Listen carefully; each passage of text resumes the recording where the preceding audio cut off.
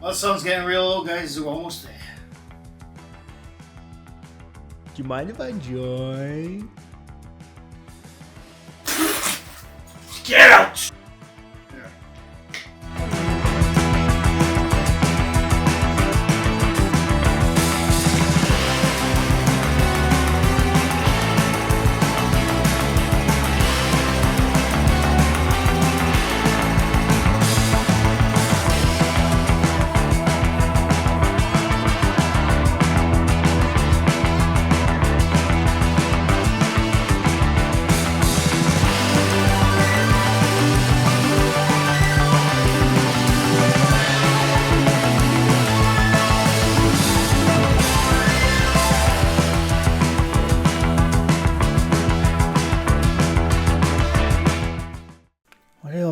Why do I look all weird? I look all wavy gravy. Hey guys, Dan from worldofmrgrey, Dan off the Grey, and we're back with the third breakdown analysis. Today we are with Slept Ham. G'day, this is Callan, this is Slept Ham. By the way, I think I forgot in the Frostmare video, I think I forgot. Or did I? I don't know. Who knows? I've linked this channel down below. Not Frostbite, Slept Hams now. Please go there, watch it first, like and subscribe, whatever you want to do, then come back and we'll see what we can see. This is not a debunking video. This is breakdown analysis. The third! I keep forgetting to do the fingers. Is it focus? My arm looks tiny, but there. I don't know why, but my hand looks like a child's hand, but there, and I don't know why. It's weird. I got fairly large hands, but for some reason, but there. It looks tiny, I don't know, something weird. But anyway. So we're going to watch weird and scary clips leaving viewers creeped out. Apologies for the shocking Australian accent. I sometimes flow into certain accents. Whether they sound correct, it doesn't matter. I can't hear it. Oh, there you go. Sorry. What the hell was that then? Oh, and everything's quiet. What's that? How you doing? I'm Callan. I'm Callan. This is Slept Ham. Today we're looking at some scary videos that are starting to spook the internet. I'm ready. Hit that subscribe button and get ready for more freaky content. Just like this. Spooking the internet. I'm so bloody ready. Our first clip of the day was uploaded to the Instagram account Strange behavior. Unanswered Universe. It's some security footage taken from some kind of factory in an unknown location. Take a look at what happens. Look how blurry the screen is, mind. Oh shit. What the hell was that? Out of nowhere, the woman's head slams down onto the table. It looks like it's forced down by some kind of unseen presence. The woman is clearly startled as she runs to be comforted. I got a funny feeling this may just be a medical condition which is going on right here. What's it called? Unanswered things? Questions? I can't remember what they're called. Sorry this content isn't available. Brilliant. It's amazing how fast when someone links a video it goes down because of whatever reason. There you go, it's an Instagram video. This is the original link.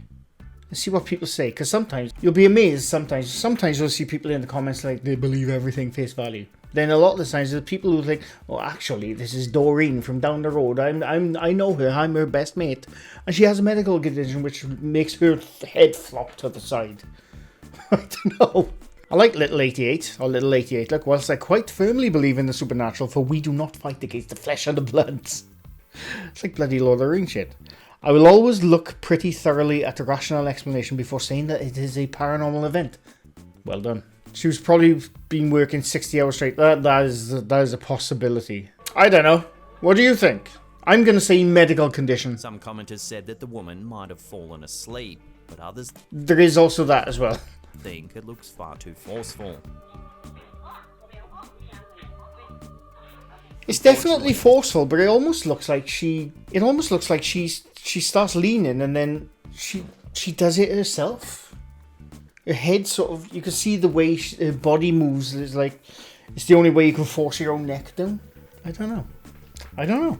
Maybe she had a bit of psychosis, you know, maybe working too many hours. Maybe, like I said, she has a medical condition. I don't know. Or like a seizure, maybe? I don't know.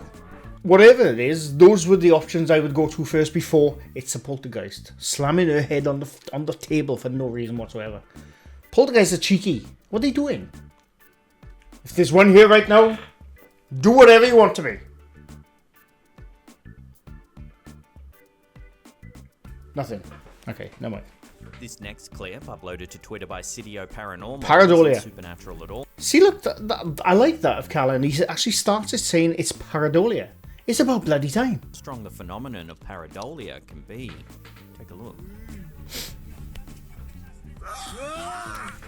Am I supposed to be... Oh, right. Are we seeing the Planet of the Apes monkey monkey face? But is that what we're supposed to be looking at? Or am I looking at something else? As this It's group really flicks their good. car's lights on and off, you can make out what looks like an eerie face on the trunk of the tree. Media cara, güey. Es media cara nada más, güey. Sus orejitas, güey. It's really good though, and that is a perfecto example of pareidolia. And I'm glad Callan actually added that, because a lot of the times you'd be surprised how many people they look, especially in photographs.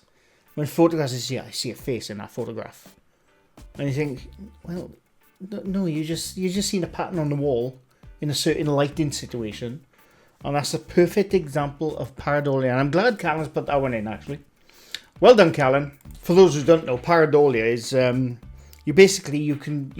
it happens better in the dark, really, but you can look at like a wall. I can look at a wall right now. I can see about 3 faces just all looking at me. Anywhere you look, anywhere around the room you look at. This is why people sometimes, sit in the garden or sit at the mountain and they look at the clouds and they'll make shapes out of the clouds. That's what pareidolia is basically. You can see facial features in everyday patterns, because us as humans, over I think it's like 500,000 years of evolution, our brains are trained to see eyes, nose, mouth, to detect danger in the darkness. I think. That's pretty much what pareidolia is, but it's interesting. As a kid, I think I've said this before, as a kid, such a weird little kid. As a kid, I used to go in my bathroom at night on my own. I'd switch the lights off and I would look in the mirror and I'd just stand there for like about 5 or 10 minutes just watching my face. And obviously when your eyes are adjusting to the darkness, your face starts changing into these demonic looking things. It's brilliant, and I used to do that all the time as a kid. It's so bloody weird. I'm going to stop talking now. Okay, anyway. Animals, letters, and words can Okay, also Callan's be actually perceived. explaining it here, so... Pareidolia occurs because our brains are wired to recognize faces. We're constantly looking for them in our environment, so it's not surprising that we sometimes see them when they're not really there. See? Look at This that dude ability to there. see faces has evolutionary advantages. brilliant. It helped our ancestors to survive by allowing them to quickly identify friends and foes. See? So next- Fair play to Callan. Do you know what? I give Callan a lot of stick sometimes, in a friendly way. I'm never, I hope I'm not mean about it, I always take a piss. But fair play to Callan to include that and, to explain what pareidolia and, saying that face you see at night. I mean, it's probably a ghost, let's be honest. I mean... It's a scary horse. The photo was sent to us by one of our viewers, Carol Botha. Carol says that this unsettling photo hangs on the wall of her friend's childhood home. I can see it. I'm going to give you a couple of seconds to look at the photo and see if you can see what we are about to see. I can see it. There's a shadow of what looks like a rider, but there's no one there. In the photo, you can see a horse standing at attention. In the background, you can see that there's actually a shadow of a person sitting on the horse. What's even more unsettling is that the homeowner says that quite often, as many as 100 flies will sit on the frame of this picture. You can even see a fly in the top left-hand corner of this photo. Flies. Experts believe that whenever a specific place or object attracts a swarm of flies, it could mean there is a curse or demonic presence near. Are they just saying that because of the film The Exorcist? Isn't it The Exorcist or Amityville Horror where flies gather in the haunted room? Do you reckon that's where the theory came from? Because I've never heard that before those films came out. And I've read a lot of bloody books. I've read a lot of books about it. I've never heard of flies gathering until those 2 films came out. Amityville Horror and The Exorcist. I don't know, maybe. But the picture, let's get back to it. Where is it? This is where I think it is, right? I'm going to move my big fat head out of the way. Now, we'll never know, right? We will never know because we're not there. We weren't there when the photo was taken. You can see the shadow of the horse there. And it does indeed look like a rider of some sorts on it. But it could be. Right? We're looking at the photo head on. The camera guy is obviously head on. It could be that something over there, over there, that way, that way, something that way is like maybe like a pole or a stand or like a flag pole or something is just in the background, a bit further away behind the camera, and that's what's casting the shadow. That's where I think it could be. Will we ever know? No, we won't, because we weren't there, unfortunately. But, I mean, it is interesting. It is interesting. I just think it's something a bit, like, maybe 10 or 15 feet away behind the camera guy or to the right of the camera guy, casting a shadow just at the right angle. And just so happened to coincide with the horse shadow. That's what I think. But it is a good photo, man. Photo was sent to us by... Hang on. We gotta do this because everyone does these in photos.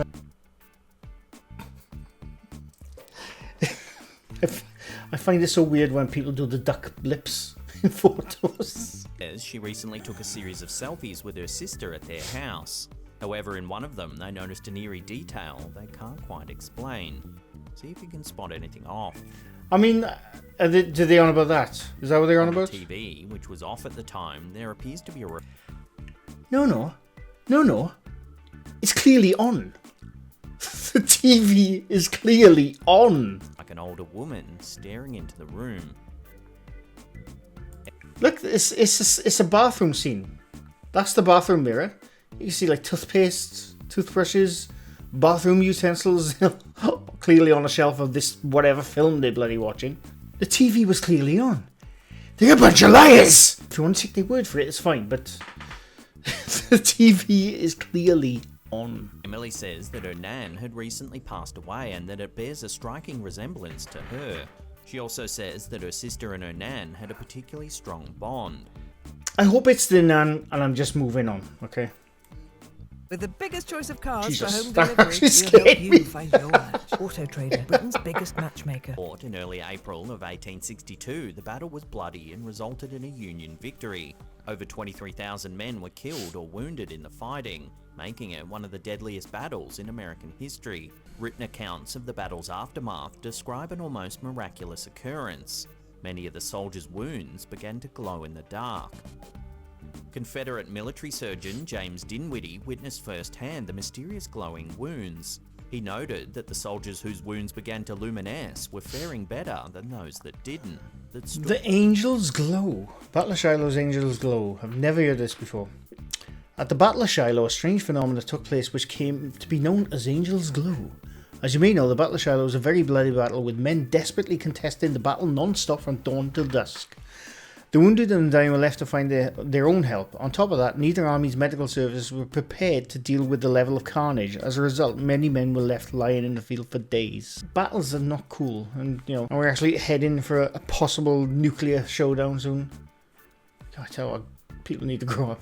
Some men's wounds began to glow faintly for no apparent reason. Spooky, yeah. Well, the soldiers thought so too until they were finally treated and began to recover. That is when things started to get even stranger.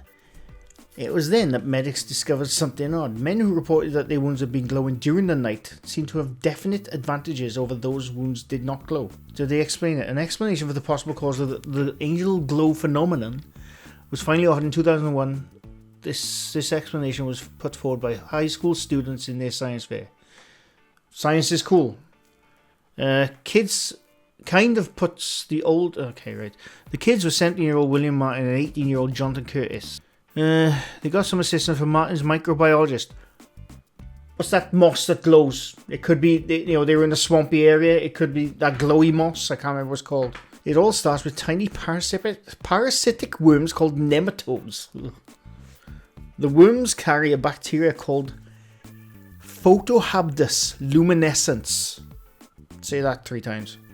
Which glows in the dark. A nematode's preferred modus operandi is to burrow into an unsuspecting insect puke out the photohabdus luminescens bacteria, wait for the bacteria to kill the insect, and then feast. The insect world is bloody harsh. I can tell you that. What is interesting about the bacteria is that not only does it kill insects, it tends to kill any competing bacteria it may find. Therefore, the boys see that nematodes were drawn to insects which might frequent gruesome wounds, and in puking bacteria into the insects also spilled some into the soldiers' wounds. This would have caused the wounds to glow, while at the same time killing bacteria that caused gangrene and other dangerous infections, which would in turn lead to better survival rates and quicker recovery. I'm going to go with that explanation. That explanation to me is way better than an angel's glow looked after them on the battlefield. See, that's science. That's science. Whether that is in fact what happened, who knows? We'll never know. But that explanation right there, I believe that one. I believe that one. It was nematodes and they're puking bacterias. But we'll never know. But it's interesting. I like that stuff.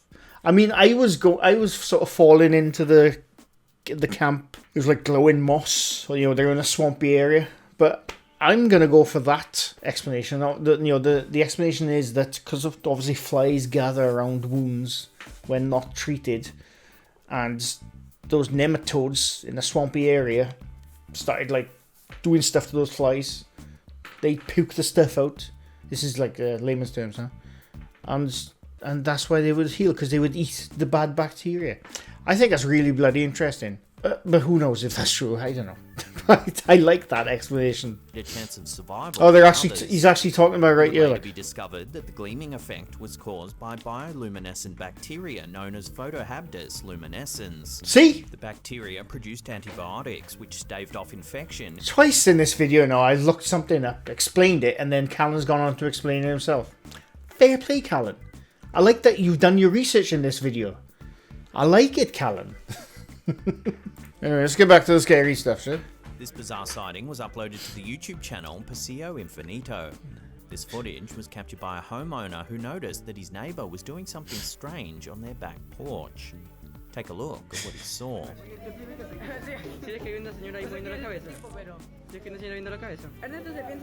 She's doing a leg exercise. The woman appears to be swaying quickly back and forth. Maybe she's busting for the toilet. You don't know. You don't know. Or maybe she's doing like a Zumba class with a bloody laptop. It is weird, I must admit. If I saw that opposite. The homeowner says his neighbour had been doing this weird motion for hours and hours. Or the zombies have finally come alive. Known what the woman was actually doing, but the fact that she had been spotted moving back and forth for hours certainly makes this sighting unnerving. Leg exercise. Never skip leg day, people. Before we take a look at some eerie photos that were I sent see to us it. by a viewer, Right remember to there. hit that in September 2022. One of our viewers, Abby Lynn Booth. See, now this right here, this is gonna, I can already see it. It's that I'm assuming he's gonna talk about.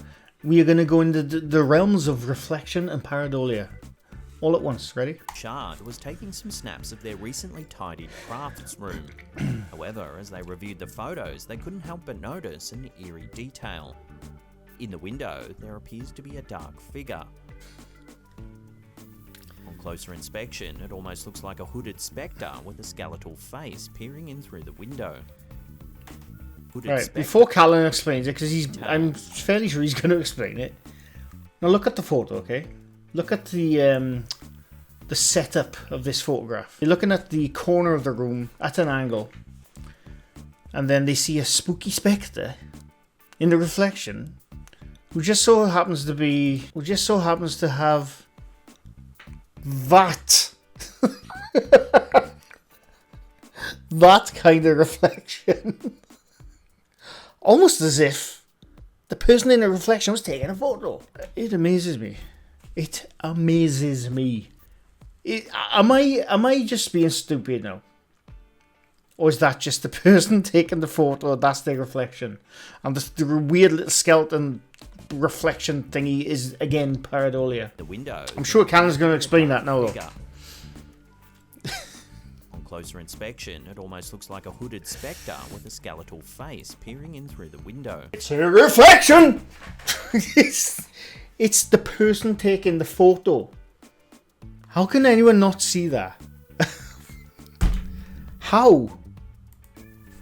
Oh, I'm not gonna listen to the story, right? The story means nothing. Okay. But I want to know what that photo is. I skipped too far. Following them in the background, there's a strange misty figure standing in the kitchen. While at first it looks like a mirror hanging on the wall, it's actually an opening that connects the two rooms. However, Abby has no way of explaining the strange misty figure in the other room. I mean, there's nothing you can say about that. Photographs, unfortunately, are stupidly hard to explain, unless it's a reflection in a window like the one we just saw.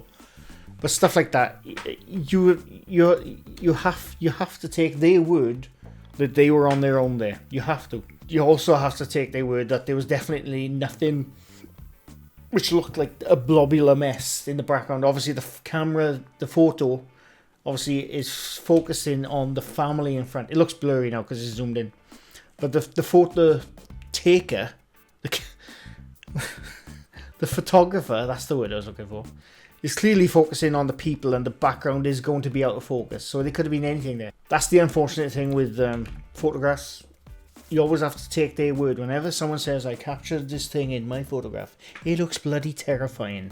You have to take their word that one, there's no one there, and two, you don't know what was in the background because it's out of focus.